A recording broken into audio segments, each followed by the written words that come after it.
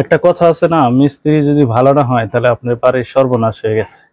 দেখেন, প্রত্যেকটা কলমে আমি যেগুলো দেখতেছি, প্রথম ছাদের পরে দ্বিতীয় ছাদ পর্যন্ত আমার আসা হয়নি, প্রত্যেকটা কলমে দেখেন ওরা যেখানে হানিকম্ব বের হয়েছিল সেই জায়গাটায় কিন্তু ওরা নতুন করে আবার প্লাস্টার করেছে। প্লাস্টার যে করছে এবং সম্পূর্ণ হানিকম্ব, প্রত্যেকটা কলাম, কোনো কলামে কিন্তু ভালোভাবে ঢালাই দিতে পারেনি। এবং দেখেন যে জায়গায় হানিকম্ব বের হয়েছিল, হানিকম্ব ঢাকার জন্য ওরা যেটা করছে এখানে প্লাস্টার করে দিছে এবং প্লাস্টারটাও ফেটে গেছে। একটা কাজে কতটা অবহেলা করলে এই ধরনের হতে পারে। আপনাদেরকে আরো কয়েকটা কলম আমি যদি দেখাই, দেখবেন প্রত্যেকটা কলমে, যদিও আমার আসা হয়নি, এটা আমার ভুল, কারণ আমি কাজের ব্যস্ততা থাকার কারণে হয়তো আসিনি বা অন্য কোনো প্রজেক্টে ব্যস্ত ছিলাম। দেখেন, আপনারা দেখতে পাচ্ছেন কিনা, এই দেখেন এইটা তো প্লাস্টার করে দিছে। তাহলে একজন মিস্ত্রি দেখেন প্রত্যেকটা হানিকম্ব, প্রত্যেকটা কলমে হানিকম্ব।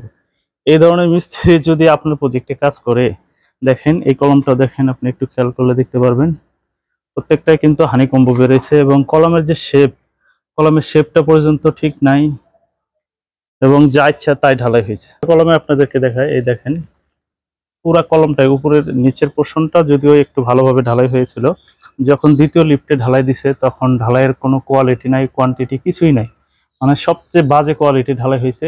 এবং যেগুলো হানিকম্ব বের হয়েছিল সেগুলো কিন্তু মিস্ত্রি চালাকি করে প্লাস্টার করে দিছে। কিন্তু আমরা যারা ইঞ্জিনিয়ার, আমরা যখন কাজগুলো দেখি তখন তো আমরা খুব সুন্দরভাবেই বুঝতে পারি যে মিস্ত্রি কোন জায়গায় ফাঁকি দিছে। দেখেন, তো কথা হচ্ছে, এই ধরনের মিস্ত্রি যদি আপনার বাসায় কাজ করে তাহলে আপনার বাসার কাজের যে কোয়ালিটি, সবচেয়ে বাজে কোয়ালিটি হবে। দেখেন এইটা দেখেন, এই কলমটাও সেম ভাবে অবস্থা। পাশাপাশি এই কলমটা আপনারা দেখেন, দেখেন অর্থাৎ এই কলমে দেখেন শুরু থেকেই আমার মনে হয় পুরা কলমটাই হানিকম্ব। এমন হইতে পারে এটা যদি আমি এখন হাতুড়ি দিয়ে ভাঙার চেষ্টা করি, পুরা কলমটাই মনে হয় ইজিলি ভেঙে যাবে। অর্থাৎ এইখানে কোনো ভাইব্রেটর মেশিন ভালোভাবে ইউজ করে নাই তারা। দেখেন এখনো অনেক জায়গায় হানিকম্ব আছে এবং হানিকম্ব ঢাকার জন্য মিস্ত্রি কিন্তু যথারীতি এইটাতেও প্লাস্টার করে দিছে। দেখেন, তো কথা হচ্ছে, একটা মিস্ত্রির প্রত্যেকটা কলাম, একটা দুইটা কলাম হইতে পারে যে ভাইব্রেটর ঠিক মতো করে নাই, একটু সমস্যা হয়েছে, মোটামুটি প্রত্যেকটা কলামেই কিন্তু একই অবস্থা। দেখেন এইখানে একদমই কোয়ালিটি এনশিওর করা হয় নাই, সবচেয়ে বাজে কোয়ালিটি এনশিওর করা হয়েছে। আপনাদেরকে আরো দিয়ে একটা কলাম যদি দেখাই তাহলে বুঝতে পারবেন। সরি, আজান দিচ্ছে, একটু পরে আবার দেখাচ্ছি আপনাদের।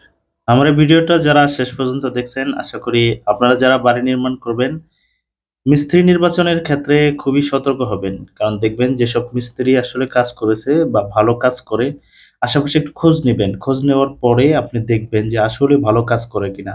আবার এমনও মিস্ত্রি আছে কাজ নিছে, আপনার কাজের সময় সে টোটালি থাকতে পারে না, অন্য মিস্ত্রি দিয়ে কাজ করায়, সে কিন্তু খোঁজই নিতে পারে না। এমন মিস্ত্রি থেকে আপনারা দূরে থাকবেন। পাশাপাশি আপনার বাড়ি নির্মাণে মিস্ত্রি যদি ভালো না হয়, আপনার লাখ লাখ টাকা খরচ করে আপনি বাড়ি নির্মাণ করবেন, অথচ মিস্ত্রির সামান্য ভুলের কারণে, একটু গাফলতির কারণে আপনার বাড়ির কত বড় ক্ষতি হতে পারে, অন্তত এই ভিডিও দেখলে আপনি বুঝতে পারবেন। তো আপনাদেরকে অবশ্যই বলবো, যারা বাড়ি নির্মাণ করবেন অবশ্যই দক্ষ মিস্ত্রি দিয়ে বাড়ি নির্মাণ করুন। কারণ অদক্ষ যারা মিস্ত্রি, তারা কাজের কোনো মান ঠিক থাকে না। দেখতে পাচ্ছেন এখানে সিঁড়ির নিচেও কিন্তু হানিকম্ব বের হয়েছে অনেক জায়গায়, অর্থাৎ তাদের প্রত্যেকটা ক্ষেত্রে ভাইব্রেটর ঠিক মতো করে নাই, যার কারণে এই সমস্যা হয়েছে।